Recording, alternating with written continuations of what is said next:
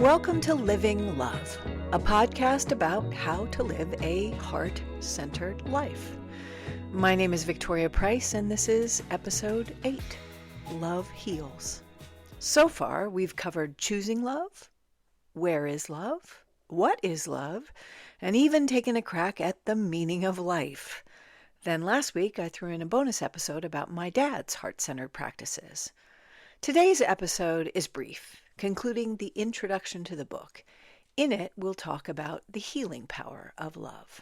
How many of us have tried to change something about ourselves that we loathe, or at the very least, dislike a lot? Days turn into weeks, turn into years, turn into decades. We try everything, quick fixes, long-term solutions. We go it alone, we find support groups. Yet sooner or later, we find ourselves back where we've started, a little wiser or a little more road-weary, but still praying, wishing, pleading for something to shift and change, hoping we will finally heal. That was me. I had breakthroughs and breakdowns. I had light bulb moments and periods of immense gratitude, often followed by deep despair. Yet it seemed as though I always ended up cycling back and through the same old, over and over again, until I discovered the power of practice and realized that healing does not come when we change a habit or behavior. We think, if I stop overeating, I will lose weight. If I stop overspending, I'll get out of debt. If I stop working so hard, I'll feel less stress. It may work for a while, but it rarely lasts. This is because the kind of deep healing we all really seek cannot happen by changing a habit.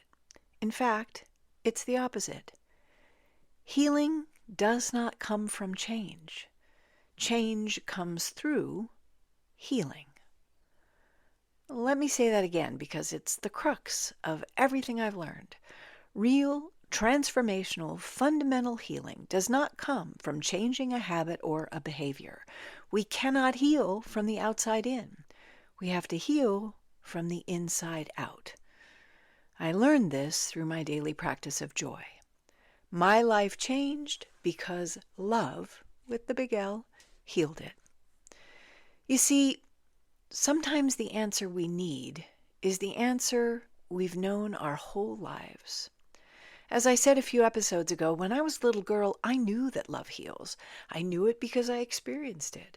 Then little by little, as I grew up and wanted all the things I thought I should want, from things my friends talked about or what I saw on TV, I forgot how to feel the love that had always been inside me, because I was too focused on wanting things outside of me, success, relationships, stuff. But each time I got something, then lost it, or worse, got something and then it didn't satisfy the itch I was trying so hard to scratch, I felt worse.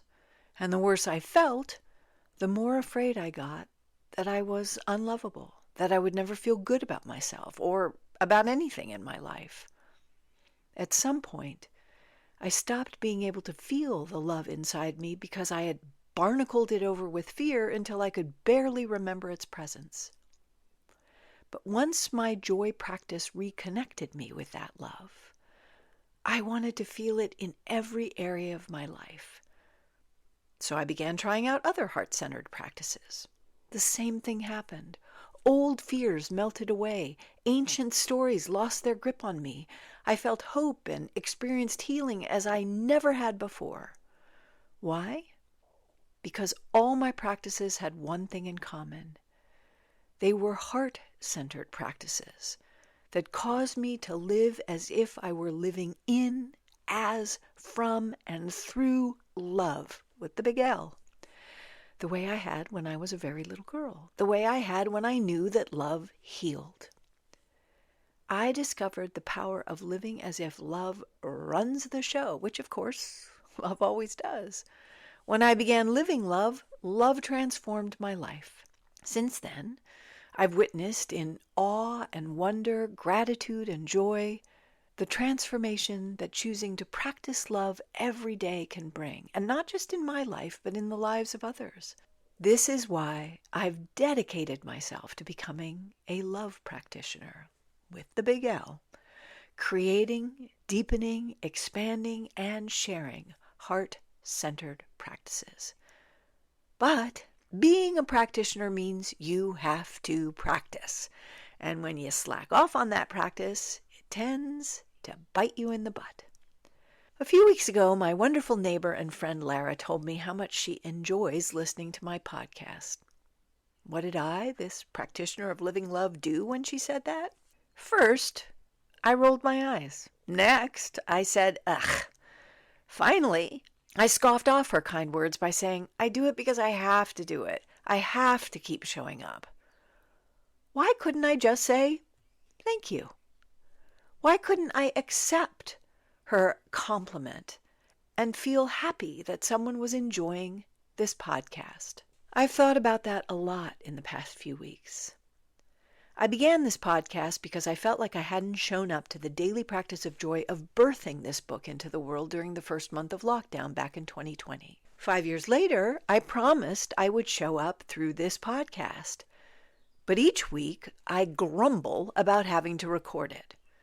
Then, when I turn on the recorder and hear my voice reminding myself about the importance of living love and heart-centered, joy-filled practice, I think, oh, I really believe this. I'm glad I'm sharing it. But all too soon that fades, and I'm back to the self-deprecation and eventually irritation that I have to record the next one. That's why my response to Lara's kindness kicked me in the butt. It made me realize that it wasn't the impetus of having missed the heart-centered practice of birthing a book that made this podcast necessary. It's about my heart-centered practice now.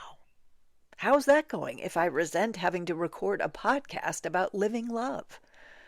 There's a poem I love called The Flowering of the Rod by H.D., which was the pen name of Hilda Doolittle. Here's the part of the poem that I think about almost daily. I go where I love and where I am loved, into the snow. I go to the things I love with no thought of duty or pity. I go where I belong, inexorably. My brother shared this poem with me decades ago. He said it taught him that love is not love if it is done with duty, obligation, or pity. Immediately, it became both my mantra and a way of checking in on myself, my thoughts, and my actions. Well, time to use that mantra now. Am I living love with this podcast if I am feeling duty, obligation, and pity? Not so much. So as we reach the end of this introductory chapter of my book, I need to make a promise to you.